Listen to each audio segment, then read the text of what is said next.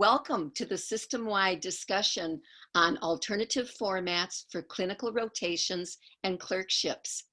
I'm Deb Wingert, and I work with the Center for Educational Innovation, CEI, and I will be facilitating this session with my CEI colleagues, Doctors Christina Peterson, Bill Rosaitis, and James Andre. Also supporting this session, we welcome subject matter librarians Dawn Hackman and Nicole Tice-Mahan. I'm keeping my video off so my laptop does not crash. So I hope you enjoy the wonderful pic that I put up of my stomping grounds in Utah with a storm coming in at sunset. And I just want you to note that silver lining of that huge storm. As you likely know, this discussion series was initiated by Executive Vice President and Provost Croson to generate and share creative solutions for doing experiential instruction online, like clinicals, rotations, clerkships, internships, labs, field experiences, performance, and the list goes on. The purpose of today's discussion is to share and gather ideas and strategies regarding effective clinical procedures that will be documented and shared across the university system.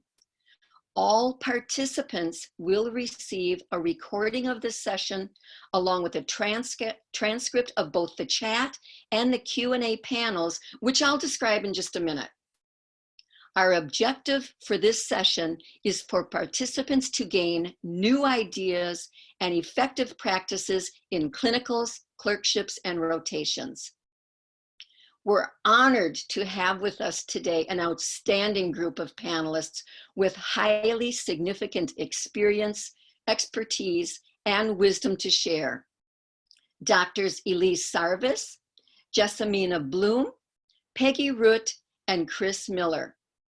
Elise Sarvis serves as Clinical Assistant Professor in Pediatric Dentistry. She is the Predoctoral Program Director and teaches predoctoral students in dentistry and pediatric dental residents. Jessamina Bloom serves as Director of Integrated Education in Clinical Science at the Medical School.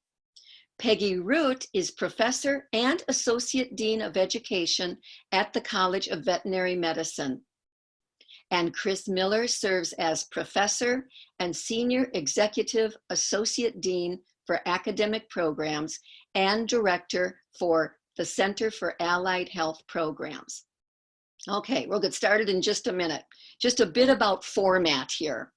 I will ask the panelists a question, and each panelist will have a chance to speak for a few minutes, and then we will open up the Q&A session.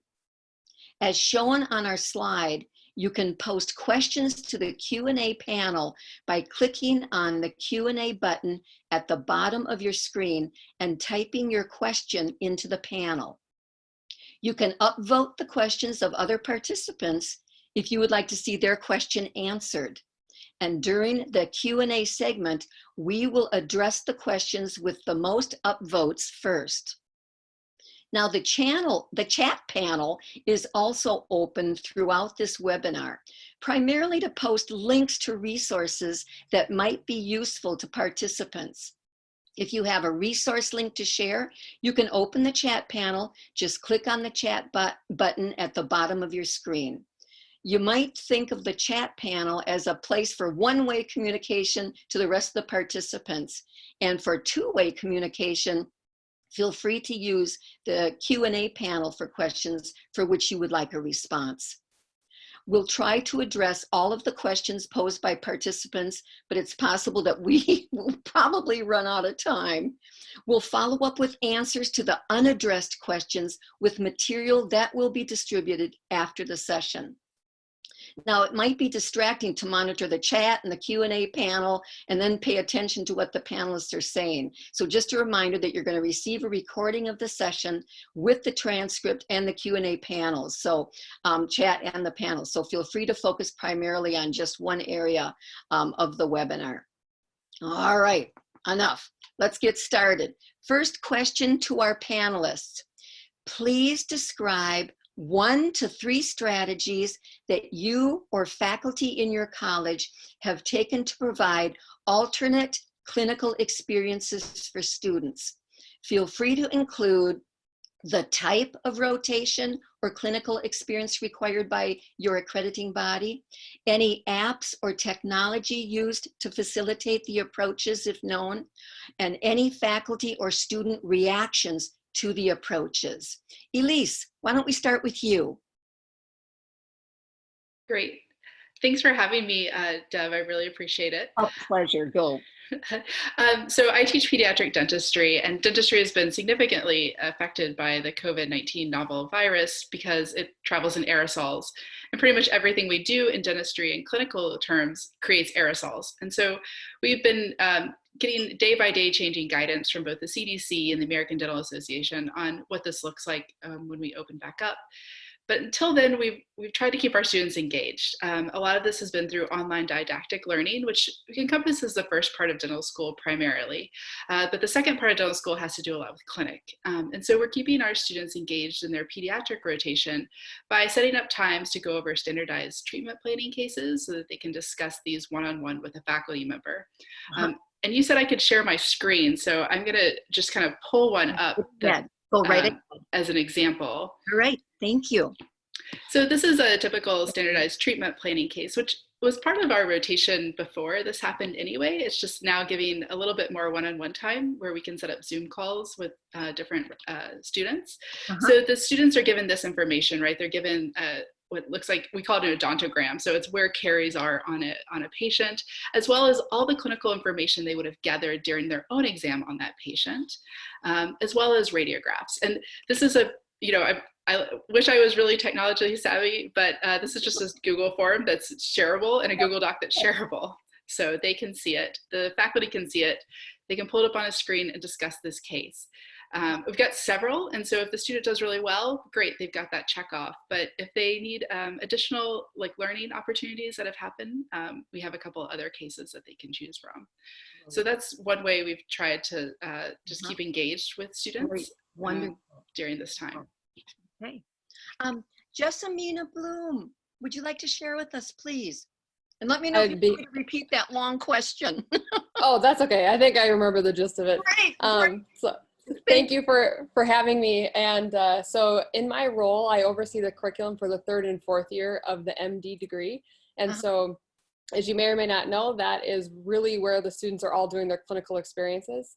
Okay. And because the students we're at the stay-at-home order, everybody knows what's happening. Basically, the students are not allowed into the clinical space at this time. And so working with my clerkship directors, we had to very quickly kind of pivot and sort of pull out the structured sort of didactic curriculum that would normally happen in an integrated 4 or 8 week clerkship with clinical curriculum, kind of pull that didactic material out and then make it available virtually online.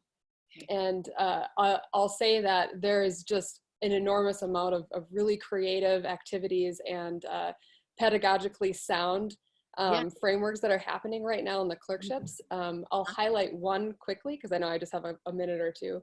But one way that the clerkship directors are bringing sort of the clinical experience into this didactic session is in our sub-internship for critical care, Dr. Ron Reinkoff actually teaches about sorry, I'm trying to think of the word I'm trying to say, intentional observation. Sure. And so what he does with the patient permission is he actually goes into a patient room with basically and makes like a first person video of the patient room. So you're walking in like you're the physician, you're looking at the patient hooked up to the machines, you're looking at all of the sort of the data that's around. So you're listening for things, you're looking at things, you're looking at charts. And then so he kind of sets up this stage. And then what he has the students do, and so all of our courses are administered through Canvas, which is a wonderful platform and has really allowed us to be really flexible, I think, in this time. And so he actually asked students to create a Flipgrid video about sort of answering these prompts. And for those who, and I know we might get to this in the technology question, but Flipgrid is just one of my favorite tools to use actually in any setting. And so this has been a really great opportunity to use this tool. But so students make a video response to his prompts. And then honestly, the magic of Flipgrid is actually when the students start responding to one another's videos to say, wow, I hadn't even noticed that before. You make a really great point. I hadn't thought of that. And so the amount of peer-to-peer learning that this structured activity that he's created mixed with the tool has been really astounding. And so I think I'll stop there because I don't want to take up too much time. Great. Thank you so much. I'm going to move along to Peggy Root. Take it, Peggy. Okay, I'm going to try to share my screen if it will let me. Can you guys see that? I cannot. Can anybody else? Nope, I see Elise shaking her head too. No? Okay, so much for that then. Technology fails us. Yeah. So that's all right. Describe. You're great at that. That's okay. So in the College of Veterinary Medicine, we're a little bit different than the other health sciences that we have to, well, I guess we're like dentistry. We have to accomplish everything in the 4 years because there is no required advanced training. And we have to teach them about everything that isn't a human being. And they have to be able to do medicine, the surgery, the specialties. We have to do pharmacy and pharmacology. We have to do public health. So we have a lot of stuff that has to get done within 4 years. And we have to have 1 full year that's a clinical year. That's required by our accreditor. And that is, of course, the year the students all look forward to anyway, because it's more fun than the rest of the years. Of course. And so this particular year, of course, so this particular year we lost the last 8 weeks of the class that will graduate in a week or two. And then now we're starting another class right away without being able for them to have this hands-on opportunity on clinics. Yeah. So our accreditors did a really good job of defining for us the absolute minimum that they call the clinical year.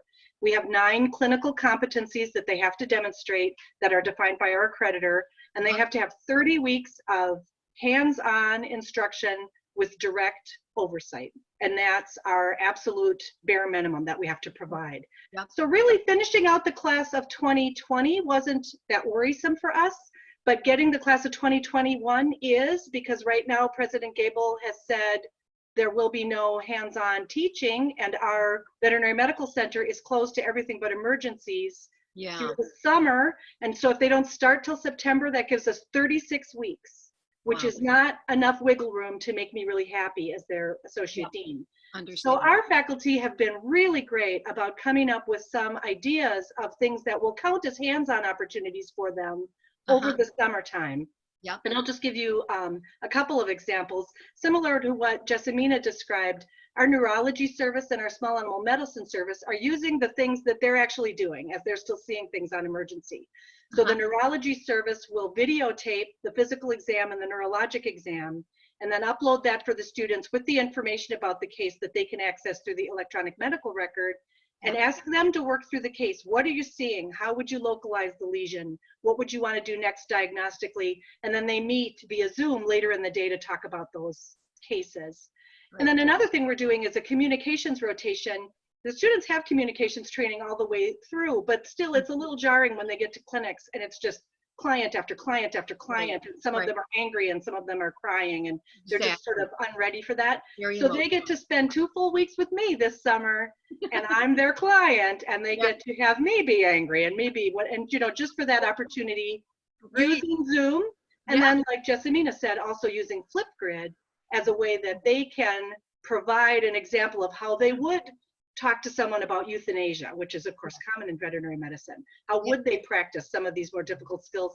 And then because it's Flipgrid, it's really easy for me to provide them with feedback specifically right away on what they have provided. Sounds good. Sounds real good. Thank you so much. Chris, I'm going to turn this over to you. All right. Thank you, Deb.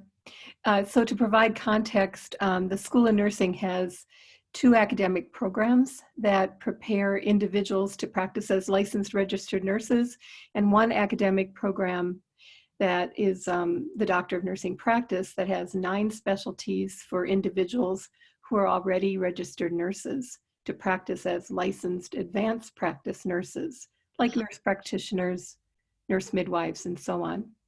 So needless to say, these students need to have experiences where they're able to demonstrate skills and competencies in working with patients. And all of these students have rotations in hospitals and clinics and the communities. Well, of course, right now we can't put them there. So what did we do? I want to first thank all the faculty from the School of Nursing that provided me with numerous exemplars of what they've done these last 7 weeks of the semester to develop the skills and competencies in a virtual way. The common teaching strategies they did involved, these are the most frequent, case studies, role playing, and virtual simulation. But before I focus on one of those, I just want to highlight something that was common in all of these strategies, and that was debriefing. So our school uses a debriefing method that all the faculty are familiar with prior to COVID. And we all know that debriefing is an essential tool to develop clinical reasoning, which is really a core competency that healthcare providers need. But there's all kinds of examples. I'm just going to focus on simulation right now. So you would think to do simulation like with a mannequin or a standardized patient, students would need to be there with the mannequin or the standardized patients. Well, we did it virtually. There was several times where a situation was set up where students participated in a virtual simulation with standardized patients from the M Simulation Center. And for example, one of them that I actually sat in and watched was following up on a patient who had just been discharged from the hospital. And so the nurse was doing a home visit, but it was done virtually. The patient was a standardized patient and had been already scripted and knew, what the competencies and the outcomes we were trying to get at. So it was extremely successful. In fact, and then the debriefing also occurred. Another one that I heard about, which I thought was pretty interesting, did not involve the M Simulation Center, but the students were in their on their clinical day in Zoom with their clinical faculty. And they had been told to be prepared to do a case, and they were given the case in advance. It actually was given through a student version of an electronic health record, so the data came from that. And in this case, the patient had a new colostomy, and the case was about doing the first home visit. So the students were in the Zoom session. They were expecting to just discuss the case with their instructor. And all of a sudden the patient showed up in Zoom. It was a TA that was acting. And it kind of took the students by surprise, but the faculty guided them as to what they were to do. Like, oh, our patient is here. So they did the assessment of the home visit in real time as opposed to a paper case study. And so they had to redo their plan because they learned a lot of things from the patient, their care plan. So the patient then went away, no longer in Zoom, and the students were, continuing to work on the case. And all of a sudden the patient came back again because what had happened was the patient had taken a shower and his colostomy bag fell off and didn't know what to do. Oh my gosh. And the TA, who was the patient who came in on Zoom, had actually had his stomach fixed up with a colostomy. There's I don't know what you call it. You put it on a mannequin. It looks like they have a colostomy. So he had it on his body. And so the students who had never, ever taken care of somebody with a colostomy began to troubleshoot and problem solve with the patient about what they would do and what the patient should do and the supplies that the patient needed and so forth. So that gives you an example of some interesting simulated creativity. That is wonderful. Thank you all for sharing. Before we move away from that question, I just wanted to toss this back to our panelists.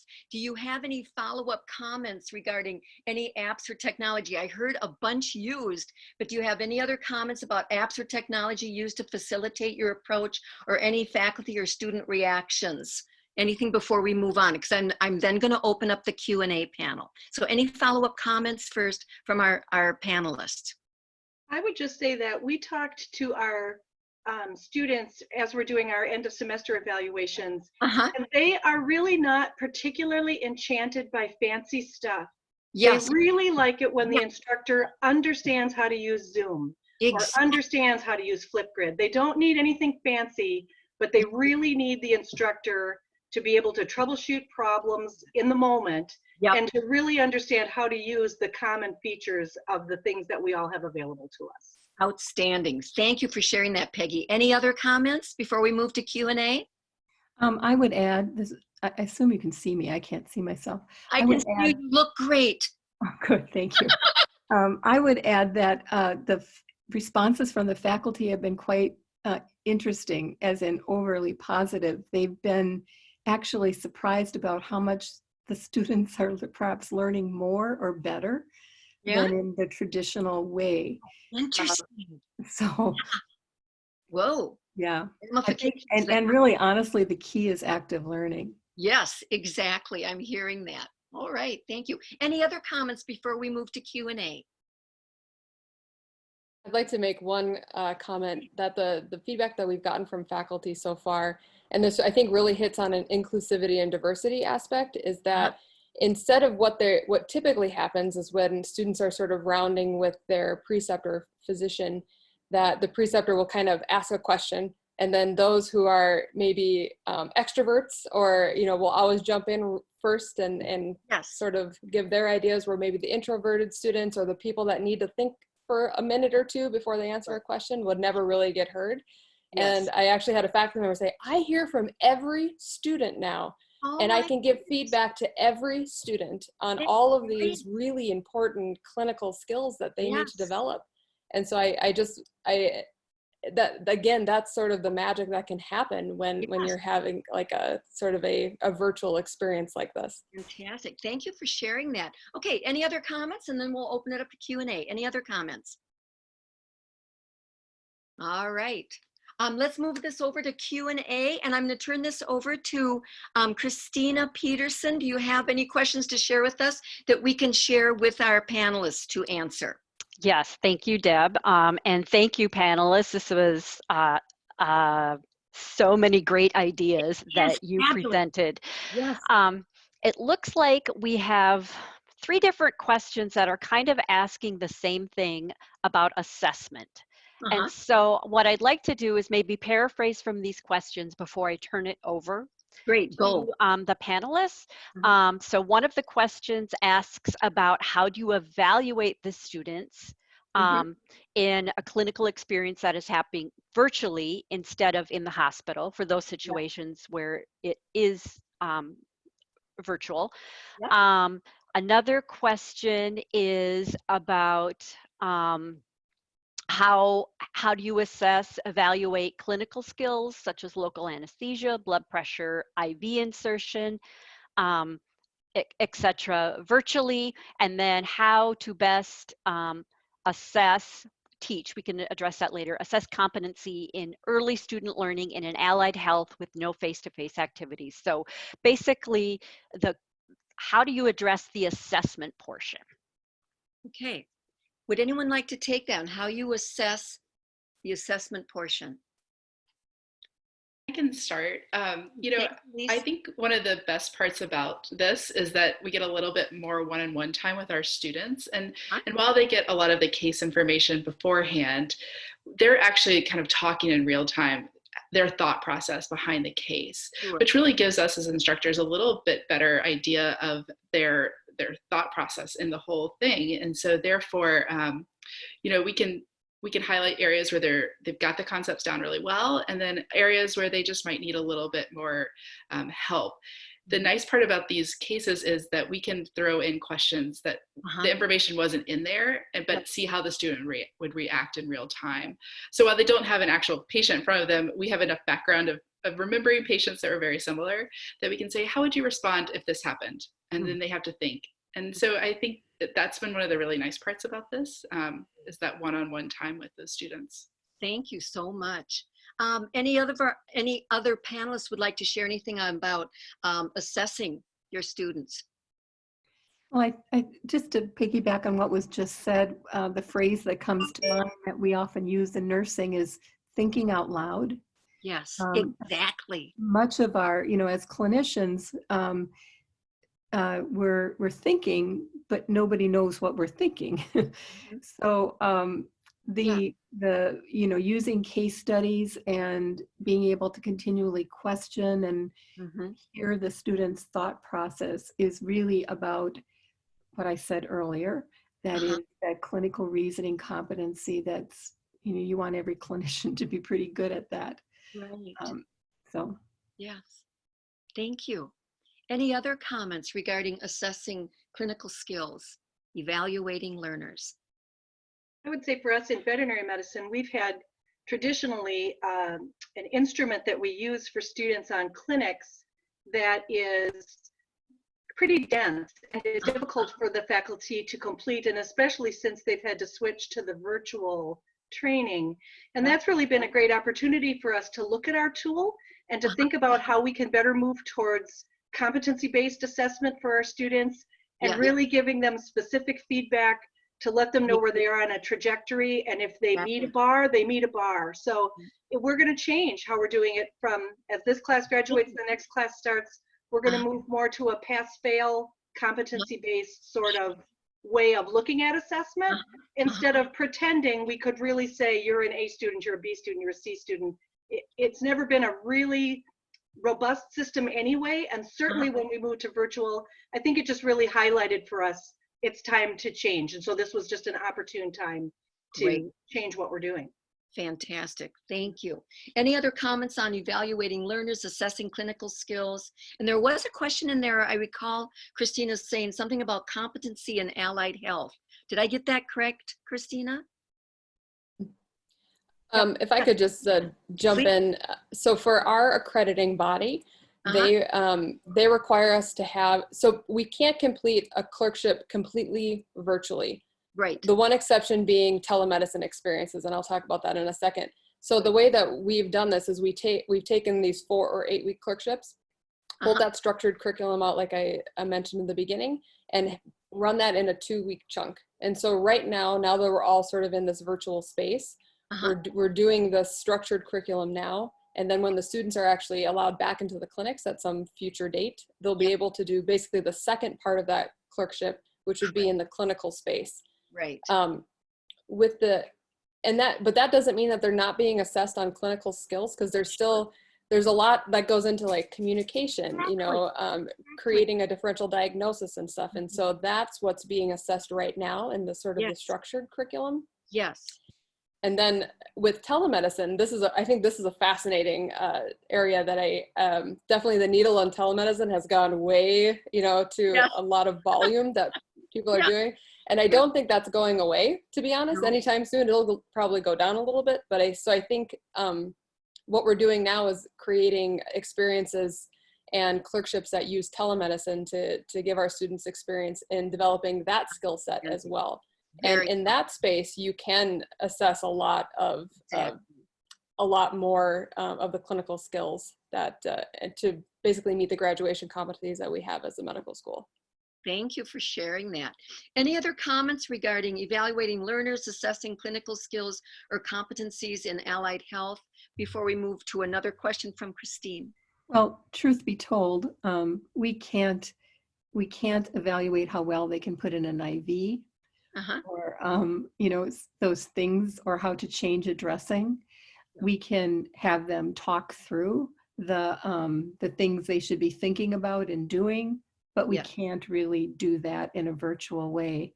Now, having said that, this summer we're going to be running a physical assessment class that is an absolute core course that our advanced practice nursing students have to take, and they have to be able to be competent in doing a physical exam.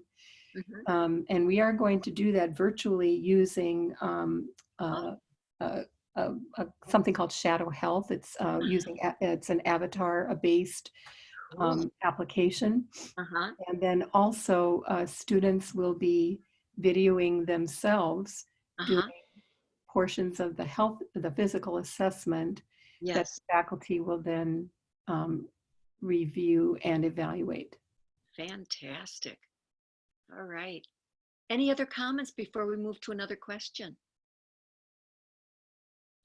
All right, I'm going to toss this back to Christina for another question. And Christina, I think I called you Christine. My apologies. That's fine. Yeah, take it. It's all yours.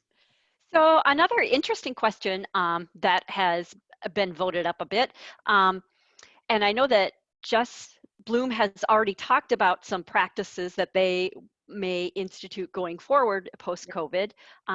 So what do the panelists think has staying power post-COVID? In other words, the things that you're doing now in an emergency, what of those do you think you will keep doing after things return back to normal, or as close to normal as we will get? So what has staying power? I will tell you that the students in vet med are very okay with Zoom classroom meetings. Like if the lecture is held in Zoom, they much preferred that to anything pre-recorded or anything else like that. They were very okay with going to class in Zoom. And I attended one of those, and it was marvelously interactive. They asked many more questions in the chat than they ever raised their hands and asked in class. And at their evaluation, we said, okay, tell us exactly how you want it set up. And they had very good suggestions about what they wanted the instructor to provide ahead of time and what kind of follow-up they needed and did they want a recording or not. I mean, I think if you talk to the students, they can give you a really good idea of how Zoom or something similar could really work as a way of maybe using faculty who aren't even here. Do they have to be on the same campus? Could you have courses with students who are out and about? I mean, I think it just opens up a whole new, different way of thinking about teaching and about who your faculty are. Yes. And I can hear you saying that there's a really strong focus on the student too. Right. With learner-centered. Excellent. Right. Thank you for sharing that. Other panelists, what has staying power? Well, I just have to smile because we have this new Health Science Education Center with all these beautiful active learning classrooms that we may not be in fall. I don't know. Yeah. But the work that we were doing prior to spring break in the School of Nursing, and I know in other health science programs too, was having our faculty begin to transition courses to be able to be taught successfully in active learning classrooms. And I will tell you that these last 7 weeks have moved us light years ahead to be ready for active learning. Yes. Beautiful. Thank you for sharing that. Any other comments from panelists regarding staying power? May I ask a follow-up question to Chris, please? Oh. Chris, could you say more about this, about how the 7 weeks has advanced your faculty in active learning? Yeah, so just using the clinical courses. So think about a nursing student has to be on a med-surg unit 1 day a week, and then they're taking care of patients during that day. Well, instead, that had to be transitioned to a virtual clinical that took place in Zoom. And faculty had to come up with strategies for students to actively do clinical in a virtual way through case studies, simulation, gaming, role-playing, etc. Small group work, even those things, they had them do them in small groups. And that's exactly what we do in the active learning classroom. So I just found that fascinating about how this maybe is, that silver lining in the cloud, or the crisis creates an opportunity. That stuff. Lovely. Thank you. Any other comments regarding staying power before we move to another question? Please go. So we've been, our pediatric dentistry is one of the 3 services currently still providing emergency services for the dental school, the others being oral surgery and our general practice residency. And we've been doing a lot of consults through Zoom, actually with families, as a teledentistry kind of way to see patients before we physically see them. I see us continuing to do consults via teledentistry. It saves families a trip into the clinic, especially if they've got many young kids in the family. And what I would love to see is that we can now have dental students pair with residents to be parts of those consults where they might not have had the time or the space or physical location to be part of those learning opportunities before. So we're becoming more comfortable with Zoom. I think everyone on this panel is every day. And I'm just excited to kind of see where that takes us in the future. Exactly. Hopefully without Zoom fatigue, which many feel sometimes. All right. Any other comments on staying power before we move on? I'll just say we're keeping it all. I mean, this this has is been great. where this is what I wanted to do with this curriculum since Yeah. I started 2 years ago, but it was just on a very fast timeline that I anticipated. But I mean, I always thought the virtual space in the clerkships was an underutilized area, and so this has really given us the time and space to really develop that. And so now the students will do it, but they'll just be also doing their clinical experience at the same time. Lovely. You know, I think of crises. I always think, well, there's probably an opportunity in there. They kind of go together. And you certainly found in this crisis the opportunity to move this forward, keeping everything. That's wonderful. All right. Christina, any other questions you'd like us to address? We have about maybe 8-9 more minutes where we can do Q&A, and then I'm going to toss out one final question for our wrap up. Okay, so we have several questions, so I'm just going to go with the ones that have the most votes. And here is a question that I think we can all relate to. How do you keep students engaged on Zoom? So, Mary Gehring is getting feedback that the sessions are more relaxed from students, but they also find it challenging to stay interested when they are easily distracted by my phone or social media. So I have a feeling active learning is going to be a little bit of part of these answers, but what do the panelists have to say about that? Anyone want to jump in on that? How do we keep learners engaged on Zoom? I can start, and then I'm sure other people will Just jump a in minute, too. all yours. Okay. I mean, good pedagogy is good pedagogy, regardless of where it happens. If it's in person, if it's in the virtual space, if it's in a mix. And so I think any technique that you would use in your large lecture classes to keep students engaged, you can use online. So Yeah. something really neat about Zoom is you can set up polls. So almost like clicker or Yes. audience response, Yes. you can use the poll function of Zoom in that same way. So every couple minutes, or not couple minutes, but like maybe every 5 minutes, 10 minutes, you ask the students a question. You can do breakout rooms in Zoom to have more student engagement. So really it's just, you just have to think about doing it in a little bit of a different way, but anything you can do in person, you can do online. Yes, thank you. I would like to second the breakout rooms. I've both been the person facilitating the breakout rooms and also the person being pushed into a breakout room. And it's amazing how fast you want to talk and get those ideas out of there because you don't know when you're getting pulled back in. Yeah. So I think that's a really great feature. Wonderful, wonderful engagement. It sounds like it's keeping them on task too. Get this done before we get out of the breakout room. Great. I would like to third the breakout rooms if I could, that for us, the students will say it's just exactly like we're in the active learning classroom when you put them into those breakout rooms. Lovely, great feedback. All right, any other comments? Christina, toss out another question. Okay, this may be a quicker one to answer. A couple of people are interested, if you're recording a patient encounter and sharing that with the students, how are you addressing HIPAA and getting approval from the patient? Sorry, I'll answer that. My dogs are barking in the background, so I apologize. Okay. Yeah, and actually, pedagogically, it's better for your students to see you in your natural environment and have like distractions happen, because then it's like, oh, guess what? You're human too. Exactly. And it just has that connectivity there. So just a tip, that's exactly pro right. tip. Yep. So we actually work with Dr. Moicha Koina from the M Simulation Center. And so she and her team have all sorts of forms you can use to get patient permission to be recorded. And she can also help with video editing. So she's been helping us with our sub-internship and critical care videos and making sure they're cleaned up and like, you know, any identifying information is out of it. And so that's one way. And I think what Dr. Renkoff said was that he actually can put that patient permission into the medical records, electronic medical records. So as a form that way. And I'll also say too that the version of Zoom that the university uses is HIPAA and FERPA compliant, which is also a nice feature. Nice. So you can kind of, and there are some rules about what you can do with video recordings of students.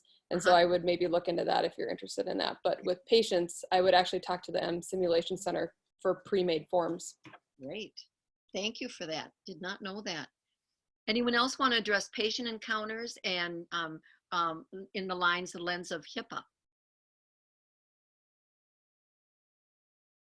I will say currently we haven't been recording our patient encounters just because a lot of times these are dental emergencies, so you're not meeting someone at their best day and getting that on top of it. But it's something to look forward to in the future. We are able to collect pictures and things like that and store them in the university's secure box system and use those in the future if we need to go back and ask for permission. Thank you, Elise. Anybody else? Okay, let's try one more question, maybe two. Christina, it's all yours. So we have a question here. It's from Samantha Anders that says, if students cannot do in-person clinicals, for example, psychology students, might they be able to do in-person supervision? This is usually 1 hour a week for our students. And I will just add, I'm not sure what the difference is between in-person clinicals or in-person supervision. So hopefully one of the panelists will know that. I'll throw that out there. Anyone have any comments regarding in-person supervision? I don't, but I will add that I know we have some medical students and some nurse practitioner students who are doing telehealth for mHealth Fairview. Sure. And that is involving, they are supervised while they're doing that, either with faculty or clinicians who are serving as their preceptors. Thank you. And I'm not quite sure of the distinction between the supervision or the in-person clinicals. Yes. But so our medical students are doing a couple different flavors of telemedicine. So as Christine was mentioning, we have students basically working in sort of like a strategic call center and as a telemedicine center where they physically go to basically an office. And so we've had to get exemption from our dean to be able to set that up. Alternatively, in our psychiatric rotation, there's an opportunity to do telemedicine via Zoom. So we do not need an exemption for that because the students are physically in their own homes. Yes. And I sat in on one of these last week and it was fascinating. So you're basically rolled around on a cart by somebody who's physically in the clinic. And on the Zoom is the physician, the resident, the medical student, the nurse, the social worker, whoever is like the patient group. And you're in the room, and as the medical student is interviewing the patient, you can see actually the faculty giving them pointers and tips and feedback in the moment through the chat function of Zoom, which I think is a really interesting opportunity that you don't have if you're in person together with a patient. So it's just another kind of silver lining to this. Excellent. Yeah, a lot of silver linings. Love that. Yeah. Exactly. Any other comments? I think we have time for one final question then before we do our wrap-up question. Any other comments regarding in-person supervision? So Samantha Anders just provided an update. Clinicals are with patients and supervision is just with one supervisor. So I just want to add that in attending the briefing this morning with Dean Tolar for the medical school, the decisions about when students can go back into clinicals or back into these situations depend on a lot of things that happen above our heads, right, as faculty and staff, including the president and the governor's shelter-in-place orders. So I think some of that is beyond our ability to get around. Probably. Exactly. So I just wanted to throw in a question. This is from Dawn Hackman. If anybody wants to comment, for those of you who are using cases, do your faculty write the cases, or do you have another source for those? Cases faculty write, and they are just bits and pieces. They're kind of like little Frankenstein's monsters of patients we've seen in clinic, but they're all designed such that there are certain highlights, right? So we're looking for different things for the student to identify in treatment planning, whether it be like diagnosis and then how to treatment plan on that diagnosis, or different patterns of growth and development. So it's like taking an Uber patient, right, and putting it all together. We're just trying to get the most out of each assignment. Exactly. Sounds great. Very realistic. And I would say for us too, the faculty write the cases and always have. I mean, we've always used case-based teaching, and we've always created these Frankenstein cases to make sure we're taking out some of the reality which would be confusing to an early student in particular. Sure. So to sort of aim them towards what we want. And it's always surprising to the students when they say, well, what did this patient really have? And you have to say to them, well, it didn't have anything, people. I made up this case. That's always sort of surprising to them that we can create these cases. Exactly. It always surprises me. Yeah, I would say that it's both and. Faculty create cases from scratch. They adapt cases that are out there, and they just use cases as is. I mean, there's many companies and services out there that have a whole variety of cases that we can subscribe to. So it's both and. All right. Agreed. Specifically our faculty are using case groupings through Aquifer or Online MedEd are two of the providers that have pretty great cases actually. Yeah, we're using Aquifer also. Oh, that's great. If anyone can share that in the chat, that particular resource, feel free to send the link on that. Thank you both for that. I think we're coming to the end here of our Q&A, so I'm going to probably cut that off and go to our wrap-up question. And if we have any remaining time after our wrap-up question to our panelists, maybe we can go back to one final Q&A. But I want to make sure we do at least our wrap-up here with our panelists. And that wrap-up question is, what would you consider to be a best practice in this alternate form of teaching?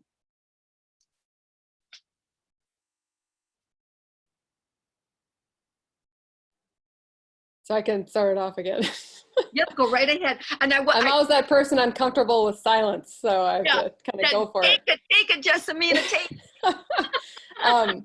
So serendipitously, or however you say that word, I finished up my Master's of Education in Distance Education in January. So this is come in handy, I'll say. Congratulations, yeah. Thank you. And I think, honestly, the two things that I would suggest to really make virtual learning successful is really clear communication and instructions about what you want the students to do, because they are not there to ask you questions. Clarifying questions in real time. So the clearer you can make all the instructions, the better. And I would say to provide structure. So for like our case discussions, for example, if we're doing a case discussion over a week, you can't just say, all right, I want you to submit one Flipgrid assignment and then, respond to two of your classmates. And then you have a week to do it. No one will do it until like 1 hour before the deadline on the last day. And so that doesn't give students time to like interact with one another. And so that's why you kind of structure it. So on day one, they have 24 hours to submit their first reaction. And then they have another 24 hours to submit their reactions to their classmates. And then you get more information. And so you build it like that. So you're building in opportunities for interaction, and the students run with it. But they really need that clear structure with the activities in an online virtual setting. Exactly. Lovely. Thank you for sharing that. Anyone else consider to have a best practice that they would recommend in this alternate form of teaching? Yeah, I would say, similar to what Jessamina said, I think you need to be thoughtful as an instructor about what your goals are with your course. Is it that you're presenting a course that's similar to the format that you would have had in person, and you're just using technology to change it? Or are you really expecting it to be more of an online course where there's more independent study components? And I found that some of our faculty sort of blur that line, and then they get that confusion from the students when they don't understand that they have to be doing some things without much oversight and other things Exactly. they're going to have a live piece. So I think you really need to be very clear as an instructor what your learning objectives are, how you best meet them. You know, it's no different than anything else we do. But then also very clear with the students, we are going to have these Zoom meetings because that is the best way for us to talk through the clinical decisions you made because of this information you were given, versus I want you to write a medical record and then send that in to me and I'm going to give you written feedback. I think you just really need to be clear about what the person, the face-to-face goal is, so the students understand, what am I responsible for? What am I creating for something that's going to be a joint experience? Beautifully articulated. Thank you. Any others? I would agree that structure is so important. Just telling the student what you expect them to come with, and telling them how much time you have. Because if we're setting up all these one-on-one meetings, they don't have time to like think out loud through the case without having thought about it really well beforehand, because we're going to be doing a lot of other things during that really set amount of time. And they might not know I have another student, you know, 30 minutes later who has an appointment in this thing. And I would also say just be really kind to the students. You know, they're all under just a tremendous amount of stress and pressure. And so I try to, you know, be extra sensitive and extra gentle during this time when I think a lot of our communication gets lost in the emails and the nuances of our non-body language or body language, right? Sharing your compassion, your empathy. Yes, exactly. That you understand the position that they're in. Thank you. Any other comments on best practices in this alternate form of teaching?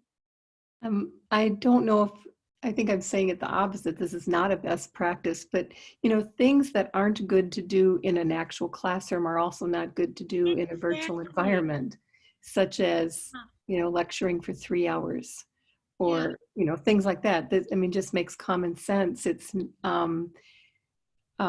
so I think another thing just to think about, and maybe people have some thoughts about this too, is how long should you have students engaged in a Zoom session, particularly if it's not very interactive. And there are times when it's appropriate to do some lecturing, but you know, if you have a 3-hour class, you know, don't forget to give breaks, for example, even if you're in a Zoom environment. Exactly. I think you struck a chord with what I was just thinking with that you summarized beautifully, Chris. I'm looking at the comments regarding this wrap-up question, that we need to have clear communication, we need structure, we need to have build-in opportunities for engagement in our instruction, being clear on our objectives, being kind, understanding, respectful. Those are the comments that I've heard, you know, as really good best practices, and those are all characteristics of effective teaching. Those are all things that we have the power to do already as instructors. So I think you all summed that up nicely. I see we have about 3 minutes left before our wrap up, and I want to know, before we wrap up here and say goodbye to everybody, do you have any final comments at all? Any final comments or, I don't know, pieces of advice? I think you already gave some beautiful ones. Do you have anything else that you would like to say before we head out here? I just have to reflect your silver lining comment, Deb. I think this has just been an enormous opportunity to get us out of our rut and to really move us towards things we, like Jessamina said, things we had been thinking about and planning towards. And it's really unfortunate to have it happen in this very unexpected and sort of shocking way. But I see the potential for so much good for our faculty and for our students, for our program as a whole, and for my discipline of veterinary medicine.